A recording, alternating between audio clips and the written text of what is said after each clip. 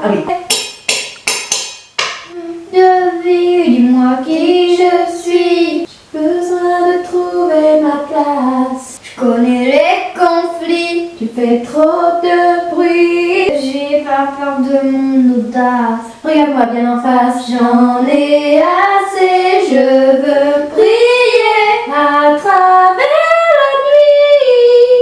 On a traversé tant d'épreuves et aujourd'hui on vise le top, hop, hop, c'est notre moment. Rien ne pourra nous arrêter. On est venu là pour briller. Oh, oh, oh, oh, oh.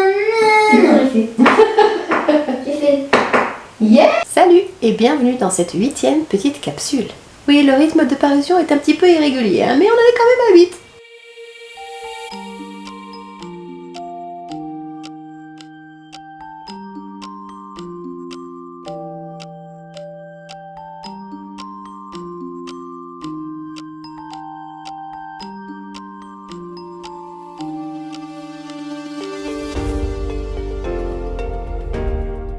Bon, alors il y a carrément un fil directeur entre ma dernière lecture et la nouvelle que j'ai commencée hier soir, c'est la Seconde Guerre mondiale. C'est pas une période que j'affectionne particulièrement, je dois l'avouer, en plus je viens de clore ce chapitre avec mes 3e, et pourtant je continue avec cette époque dans mes lectures perso.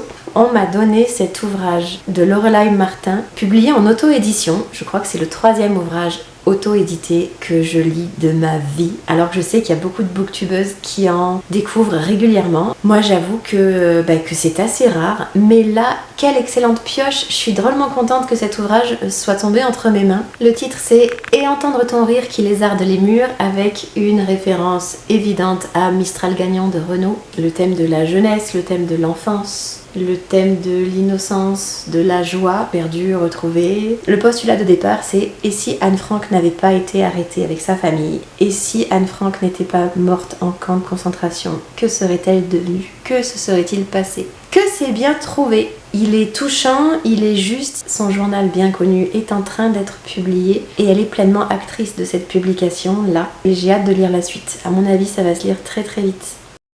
Comme beaucoup peut-être d'entre vous, j'ai lu plusieurs fois le journal d'Anne Frank quand j'étais plus jeune. Je m'y suis beaucoup intéressée et j'ai été ravie de retrouver Anne ici.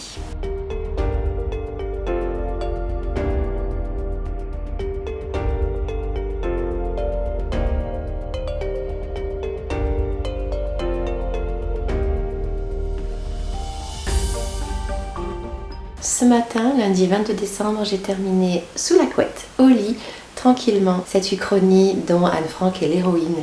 J'ai énormément aimé qu'est-ce qu'elle aurait pu accomplir, cette femme, si elle avait vécu. Il y a quelques petites maladresses qui m'ont interpellée dans l'écriture, dans la conjugaison. Mais franchement, c'est 3 fois rien. C'est quand même un ouvrage qui est soigné, qui est riche, qui va aller directement dans ma bibliothèque de classe. C'est clair, pour que mes élèves en profitent. Mais je le récupère. Il reviendra par chez moi dans quelques temps, c'est sûr. En plus, la couverture est extrêmement réussie, je trouve. Elle est simple, sobre. Et après cette lecture, il me semble bien qu'il ne me reste plus que 2 ouvrages du côté des rouges. Qu'en est-il du côté des blancs-beiges? Réponse la prochaine fois. Peut-être.